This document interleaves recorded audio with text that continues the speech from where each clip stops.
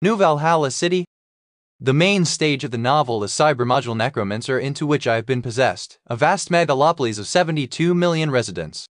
True to its name Valhalla, it is the only bastion of human civilization in this monster-infested world, a futuristic city that has achieved dazzling progress through immense technological advancement. Here, people never face life-threatening attacks from the mystics, and most diseases can be cured by medical science. There is no famine, no war. A veritable paradise where one works freely and is rewarded according to one's ability. Of course, that is only the propaganda distributed by the government and corporations. Look a little closer and the reality is different. The cyber module necromancer is a blend of cyberpunk and academy story. Those not recognized as citizens in the slums starve and succumb to disease every day, and in areas beyond the reach of law enforcement, gang wars break out almost daily. Politicians, blinded by money, grovel before the conglomerates. Companies monopolize markets to eliminate any competition, and they run private military academies called academies, turning children into combat weapons. Though it glitters on the surface, the true face of New Valhalla City is a place where grime-streaked signs hang on every corner. Well, I suppose reality is always like that. In any case, what I mean is that overall security in New Valhalla City is far from good. Of course, the elite enclave Elysium is naturally a pleasant place to live, and even Sector D is tolerable. When crime occurs, the police respond actively, and omnipresent CCTV yields a very high arrest rate. But from Sector E onward, it's different. From here, the mafia and gang exercise authority in place of the police. In other words, it's a lawless zone. We have arrived, Master. Beyond this alley lies the black market of Sector E.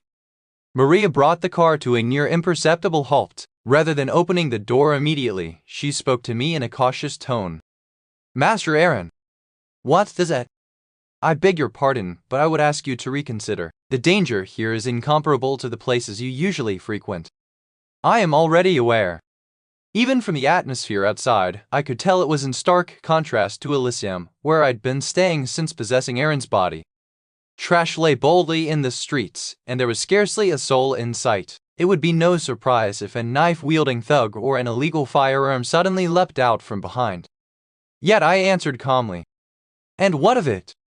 A mere robber is no threat to a man like Aaron Stingray. Must I quake before society's scum simply because I am ill? And no, Master, I only fear for your lordship's health. My health? I scoffed inwardly. It was absurd. I knew full well that what truly concerned her was not my well-being, but whether I might endanger the Stingray family's standing. Well, Aaron Stingray is a certified sociopath. Indeed, the original Aaron was a bloodthirsty killer. Beauty, wealth, intelligence, strength. On the surface, the perfect heir yet the worst villain in the world, opposing the protagonist. I'm sure he committed countless murders even before I possessed him. Though unwritten in the novel, his nature and background strongly imply it.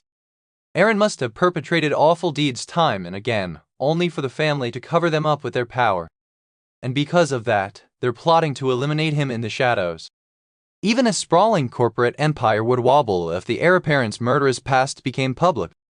They've managed to conceal incidents thus far, but carrying such a ticking time bomb is too dangerous. Hiring an assassin would only incur Aaron's wrath unless they had extraordinary skill. Better to let the disease slowly and naturally claim him. Fate, perhaps. Abandoned by family and allies, fighting bloodily to the end. It might be the most fitting demise for a sociopathic murderer. Of course, that is the original story. No matter what atrocities that Aaron committed, this body is mine now. I had no intention of dying quietly, nor of letting this vessel's savage impulses run rampant. Baseless worry, open the door. I lowered my voice to issue the command. Since possessing Aaron, I'd been wary of his murderous urges and had acted with caution and observation. Perhaps because of the disease or because I'd only met a few people so far, I'd felt not the slightest desire to kill. And to minimize harm if things went awry, I had deliberately left all weapons behind. Carrying a knife or the like and sparking a massacre would risk derailing the entire story. Even sick, I'm stronger than most thugs. With weapons it'd be overkill. For the same reason, I had deactivated all combat modules installed in me. Though partly to slow the disease's progression, it also ensured that if my body ever rampaged, the damage would be minimal. Maria, oblivious to that fact, wore a worried expression and spoke again. Master, at least let me accompany you, or send a few guard drones. I said it's unnecessary. Why entrust it to you? I'd sooner trust the protagonist's party whom I've never met in person, but know from the novel rather than the Stingray family's lapdogs.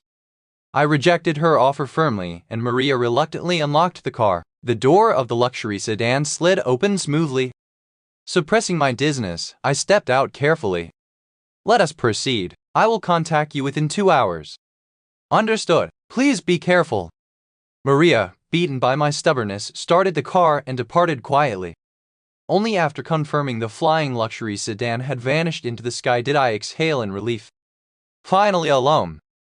Given the possibility that Maria might collude with other Stingray family members, traveling solo even if riskier was the prudent choice. Time to move.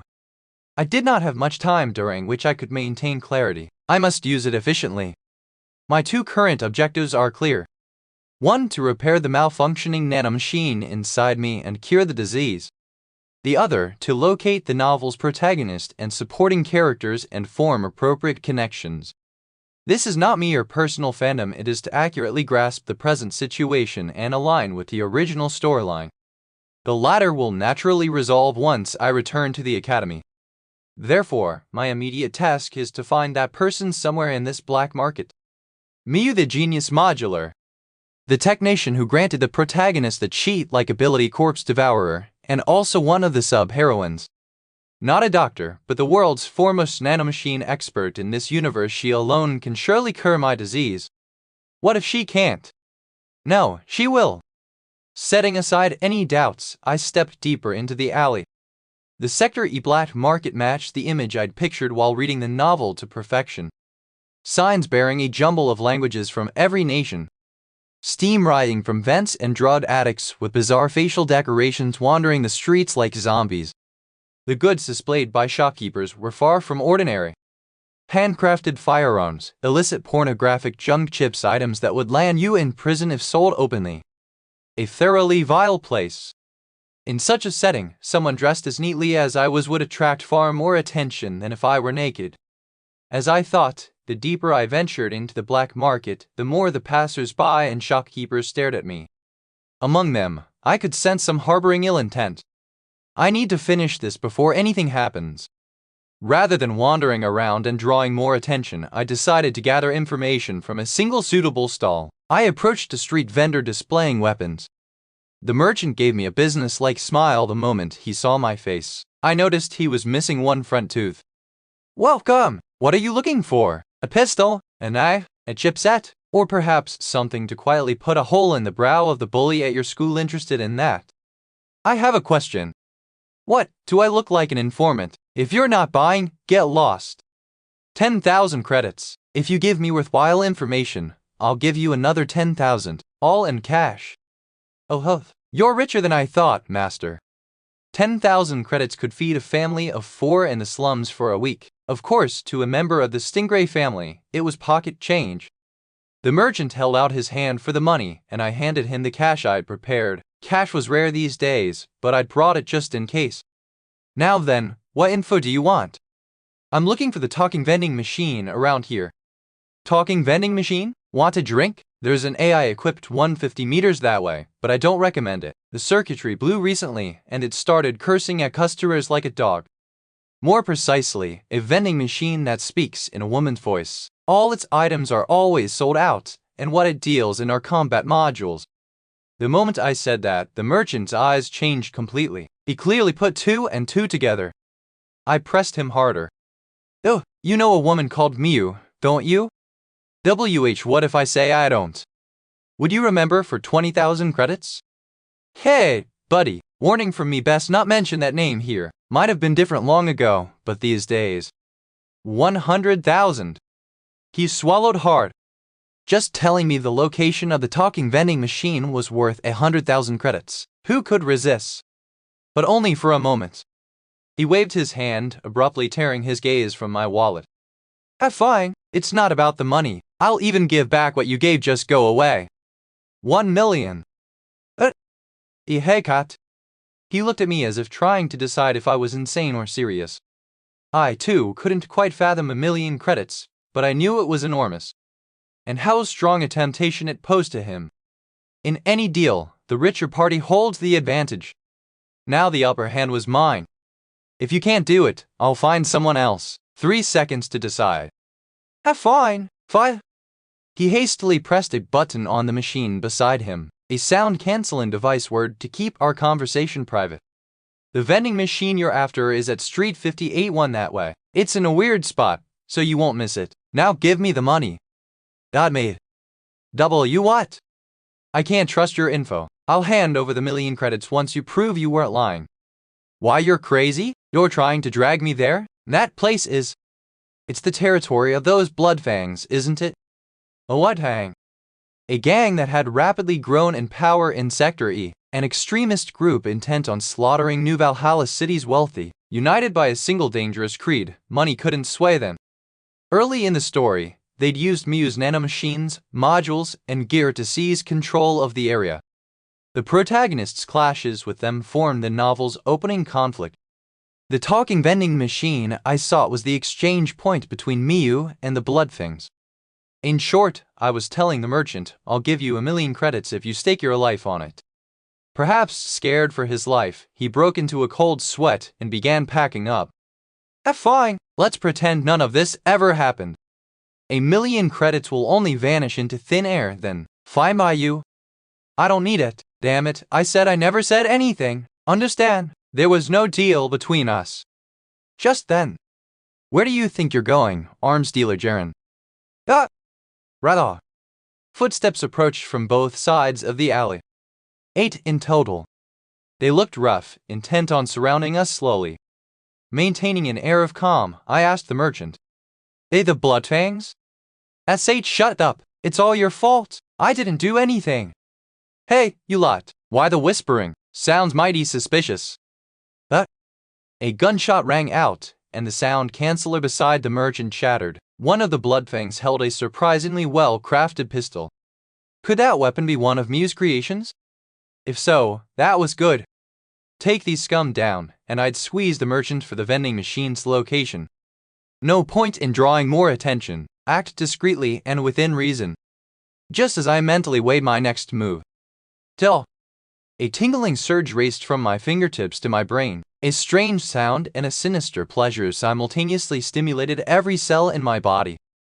A fleeting ecstasy.